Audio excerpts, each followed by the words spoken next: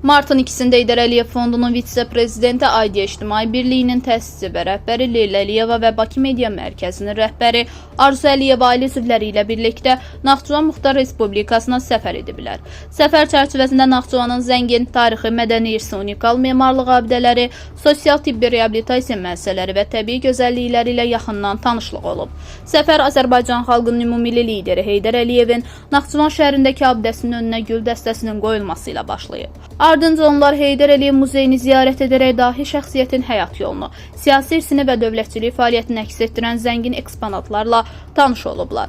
Daha sonra Naxçıvanın memarlıq incilərindən olan Möminə Xatun türbəsi və Naxçıvan Xan Sarayı ziyarət edilib. Əcəmi seyrangahında yerləşən açıq səma altındakı muzeyin eksponatlarına baxış keçirilib. Xanlıqlar dövrünə aid zəngin maddi mədəni irs nümunələri ilə tanışlıq olub.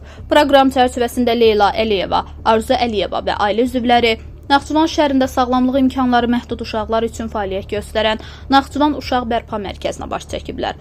Onlar burada mərkəzi müxtəlif bölmələri ilə tanış olaraq tibbi reabilitasiya və uşaqlara göstərilən xidmətlərlə yerində maraqlanıblar. Leyla Əliyeva tərəfindən Uşaq Bərpa Mərkəzinə ayaq və əl reabilitasiyası üçün müxtəlif avadanlıqlar, o cümlədən robotik reabilitasiya əlcəkləri, həmçinin miostimulyasiya və infraqırmızı terapiya cihazları hədiyyə olunub. Günün sonunda Naxçıvan Muxtar Respublikası Mədəniyyət Nazirliyinin təşkilatçılığı ilə Naxçıvan şəhərindəki Heydər Əliyev Sarayında Tağıyev Neft bədii filminin təqdimat mərasimi olub. Qeyd edək ki, Bakı Media Mərkəzinə istehsal olan Tağıyev Neft filmi dahi xeyriyyətçi Hacı Zeynalabdin Tağıyevin həyat hekayəsinə həsr olunan Tağıyev filminin birinci hissəsidir.